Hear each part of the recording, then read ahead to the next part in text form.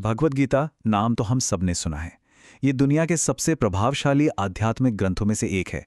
पर इसके साथ ना एक बड़ी मजेदार पहेली भी जुड़ी हुई है। किताब एक ही है, लेकिन उसे पढ़ने और समझने वाले हर इंसान के लिए उसके मायने इतने अलग अलग क्यों हो जाते हैं। तो आइए आज इसी रहस्य की परतों को एक एक करके खोलते हैं। चलिए शुरुआत एक ऐसी जगह से करते हैं जहां शायद कोई सोच भी नहीं सकता। Star Wars. जी हां, स्टार वॉर्स। क्या आप जानते हैं कि गीता का असर इस मॉडर्न कहानी तक में देखा जा सकता है? ये दिखाता है कि ये प्राचीन ग्रंथ कितना गहरा है और इसका प्रभाव अक्सर उन जगहों पर भी मिलता है जहां हम उम्मीद भी नहीं करते। तो आज हम किस रास्ते पर चलेंगे? सबसे पहले बात करेंगे कि कैसे गीता पूरी दुनिया के लिए एक गीत बनी। फिर उस युद्ध क्षेत्र की दुविधा को समझेंगे जहां से यह सब शुरू हुआ। इसके बाद हम एक बहुत ही दिलचस्प सवाल पूछेंगे, क्या गीता हमेशा से इस महाकाव्य का हिस्सा थी? फिर हम देखेंगे कि कैसे अनुवाद में इसके असली मतलब खो गए, क्यों इसके इतने सारे मतलब निकाले जाते हैं, और आखिर में हम इस सवाल पर रुकेंगे कि ये एक ग्रंथ है या एक आईना। तो हमारा पहला पड़ाव, दुनिया के लिए एक गीत। देखिए, अक्सर गीता को सिर्फ भारत का एक आध्यात्मिक ग्रंथ मान लिया जाता है, पर सच तो यह है कि इसकी गूंज दुनिया के कोने कोने में सुनाई दी है। इसने उन लोगों को भी इंस्पायर किया है जिनकी शायद हम कल्पना भी नहीं कर सकते। जरा ये लिस्ट देखिए, रैल्फ वॉल्डो इमर्सन से लेकर द बीटल्स तक। और हाँ, महात्मा गांधी तो हैं ही। दुनिया भर की महान हस्तियों ने, बड़े बड़े विचारकों ने गीता से प्रेरणा ली है। ये बात इसकी ग्लोबल पहुंच और यूनिवर्सल अपील को साबित करती है। अब चलते हैं कहानी के बिल्कुल केंद्र में, युद्ध क्षेत्र की उस दुविधा पर। हर महान दर्शन एक गहरे मानवीय संकट से ही जन्म लेता है, और गीता के मामले में यह संकट एक विशाल युद्ध के मैदान के बीचों बीच खड़ा है, जहां इतिहास का सबसे बड़ा योद्धा अचानक टूट जाता है। जरा उस सीन को सोचकर देखिए। एक तरफ लाखों की सेना, युद्ध शुरू होने ही वाला है, और बीच में सबसे बड़ा योद्धा अर्जुन अपने ही रिश्तेदारों, अपने ही गुरुओं को सामने देखकर एकदम टूट जाता है। यही वो पल है, यही वो मानवीय संकट है जो इस पूरे दार्शनिक संवाद की नींव रखता है। और जब अर्जुन लड़ने से मना कर देते हैं, बस उसी पल उनके सारथी भगवान कृष्ण बोलना शुरू करते हैं। ये सिर्फ एक उपदेश नहीं है, ये उस गहरी नैतिक दुविधा का एक समाधान है जो अर्जुन के सामने खड़ी थी। लेकिन यहां से कहानी में एक ट्विस्ट आता है, एक बहुत बड़ा सवाल। क्या ये बातचीत, ये पूरी गीता हमेशा से महाभारत की कहानी का हिस्सा थी? कई विद्वानों का मानना है कि ये अद्भुत संवाद शायद कहानी में बाद में जोड़ा गया, और इसके पीछे वजहें भी बहुत ठोस हैं।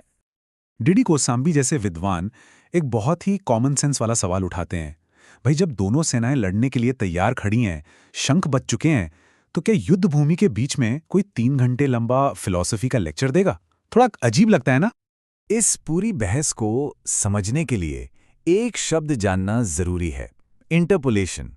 इसका मतलब बहुत सिंपल है। जब किसी पुरानी किताब में बाद में कोई नया हिस्सा डाल दिया जाए, अक्सर नए आइडियाज या फिलॉसफी जोड़ने के लिए ऐसा किया जाता है। और इसी से निकलती है दो गीता की ये मजेदार थ्योरी। एक तरफ शायद एक ओरिजिनल गीता थी, छोटी सी, पॉइंट टू पॉइंट, जिसमें कृष्ण ने अर्जुन को शायद बस डांट कर कहा हो, उठो और लड़ो, जो बैटलफील्ड की अर्जेंसी से मैच भी करता है। और दूसरी तरफ है वो गीता जिसे हम आज जानते हैं, लंबी, गहरी, फिलोसॉफिकल, जिसे शायद बाद में इस महाकाव्य में जोड़ा गया हो। चलिए 1 मिनट के लिए मान लेते हैं कि हमें ओरिजिनल टेक्स्ट मिल भी गया, पर क्या इतना काफी है? अब एक और परत खोलते हैं, अनुवाद की समस्या। क्योंकि जब शब्द बदलते हैं तो अक्सर उनके पीछे छिपे विचार भी बदल जाते हैं। विद्वान जेफरी आर्मस्ट्रॉन्ग कहते हैं कि जब गीता का अंग्रेजी में अनुवाद हुआ तो बहुत बड़ी गड़बड़ हो गई। संस्कृत के शब्दों के लिए क्रिश्चियन धर्म वाले शब्द इस्तेमाल कर लिए गए, जैसे पाप को कह दिया सिन, आत्मन को सोल। अब सुनने में ये एक जैसे लगते हैं, पर इनके पीछे की पूरी फिलॉसफी, पूरा मतलब ही अलग है। एक शब्द के बदलने से पूरा कॉन्सेप्ट बदल जाता है। तो फिर सही तरीका क्या है? आर्मस्ट्रॉन्ग एक डीकोलोनाइजिंग मेथड बताते हैं। वो कहते हैं, इन भ्रामक अंग्रेजी शब्दों को हटाओ, जो मुख्य संस्कृत शब्द हैं उन्हें वैसे का वैसा ही रहने दो, और साथ में एक ग्लॉसरी यानी एक शब्दावली दे दो ताकि लोग उनका असली मतलब समझ सकें। सीधा सरल उपाय, ताकि हम असल विचार के ज्यादा से ज्यादा करीब पहुंच सके। और अब हम आते हैं सबसे बड़ी, सबसे उलझी हुई पहेली पर। मान लीजिए हमारे पास एकदम परफेक्ट ओरिजिनल ट्रांसलेशन है, फिर भी एक ही किताब किसी के लिए एक्शन का कॉल बन जाती है तो किसी के लिए सब कुछ छोड़ देने का रास्ता। ये कैसे होता है? आचार्य प्रशांत की एक बात यहां बिल्कुल फिट बैठती है। वो कहते हैं गीता को उसकी लोकप्रियता ने ही नुकसान पहुंचाया है। मतलब क्योंकि ये इतनी फेमस है, हर कोई इसे अपने हिसाब से तोड़ मड़ोड़ कर अपने एजेंडे में फिट करना चाहता है। इसका सबसे बेहतरीन उदाहरण देखिए। एक तरफ हैं बाल गंगाधर तिलक।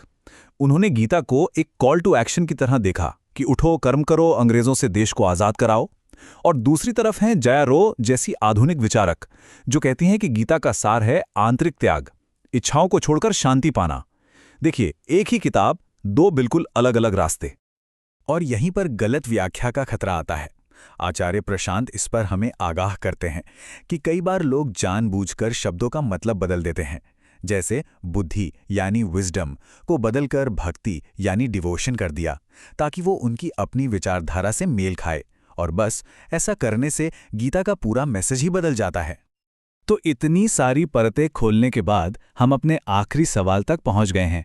इन सभी धागों को एक साथ जोड़कर देखते हैं कि हमें क्या तस्वीर मिलती है। क्या गीता एक ग्रंथ है या फिर एक आईना? तो फिर सवाल ये उठता है कि असली गीता कौन सी है? क्या कोई एक सही संस्करण है भी?